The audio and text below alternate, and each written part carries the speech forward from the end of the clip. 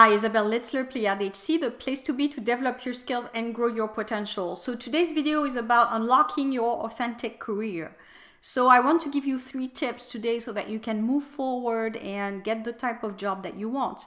So step number 1 is to do your skills assessment. I know I've said this in many videos, but I say this because it's the professional and the best way to avoid, taking jobs that don't really fit you. And I'm really sorry when I see people that get to their close to their 40s and they've just had jobs that they didn't like and they never really took the time to see what it is that they're really interested in and what makes them get up in the morning, basically. So it's a little bit of a pity.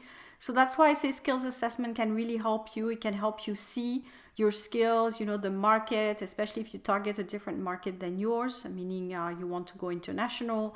So there's a lot of factors that I'm looking at when I do the skills assessment with individuals.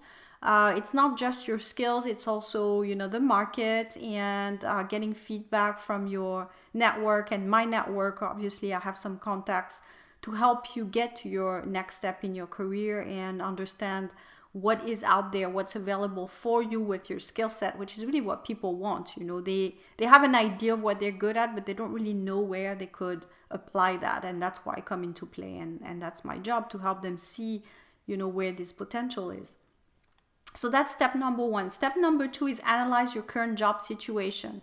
A lot of people dream about something else. The grass is going to be greener on the other side. There's a better job out there for everybody, but the reality is that usually it's not better. Maybe it's different. So if you're in a company and you change, maybe at the beginning you think it's great because it's new, but next thing you know, it's going to be the same problems all over again, management and organization and pressure, etc.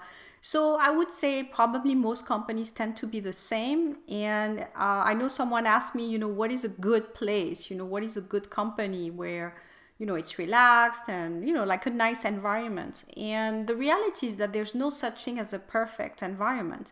Even the places that we think in our mindset are great places to work. Of course, the big high-tech companies out there, we think it's great and they have great policies and could be great maybe at the beginning when you start, because it's new, and the pride of working for a big company with a big name also has a role, I would say, to feel satisfied. So there's different things that we're mixing up, I think.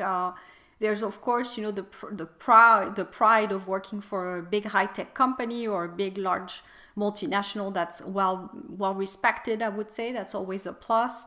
And then there's the environment, which in my view, again, it doesn't matter how big the name is and how great the salary is. To me, the problems are the same everywhere. So even if you work for a good company, that's called, with a good reputation, probably you will find similar environmental type of problems and management and policies and all these things. So there's no ideal work. So that's what you have to put in your mind from someone who has a career, I would say, who's worked many years. There's no such ideal place. I think it's only what's best for you and what suits you at that time in your life. So in your early 20s, you're looking at different things than in your 40s, for example. So it's the stage in your life, what you want to do and what you're willing to accept at that point. But that changes also as you're getting older. So that's why searching for the perfect place, in my view, is a little bit of a waste of time. It's just trying to find what's reasonable, what you would be happy with, and then take it from there. So I hope I didn't disappoint all the people that are looking for the heaven on earth, the perfect companies to work for. Because again, I think if you're looking for that, you're probably wasting your time. And it's a little bit like working for having the goal of finding Prince Charming. It's the same with the company charming. It doesn't exist. I think you just accept people. It's like human beings. You accept, with the pluses and the minuses, and you see if it suits you, and if it does, you just make do, I think, at that point. So that's how to look at the world in general. So that's step number 2. And step number 3 is really to start your job search project. So if you just say, I want a new job, or I'd like to change, but you're not really taking concrete steps, you're probably going to be in the same place next year. So Just start today. It's what I said in a video I've done for master's program. Start your project today. So whether it's making that phone call, sending that email that you've been wanting to do. So if you've been watching my videos for a while, do it today. contact@pleiadehc.com. That's the first stage, is actually to send the email with your request to say what it is that you're looking for. Of course, my services are not free. I do a lot of information. I provide a lot of information on my channels, which are free. And I will keep it that way, because I think it's important that people get an idea of what it's like to work in Switzerland. And I also want to share my experience and expertise. But when I work one-on-one with individuals, then I think it's professional support and professional guidance. So that's consulting, and I apply some fees to that. So you can check my website.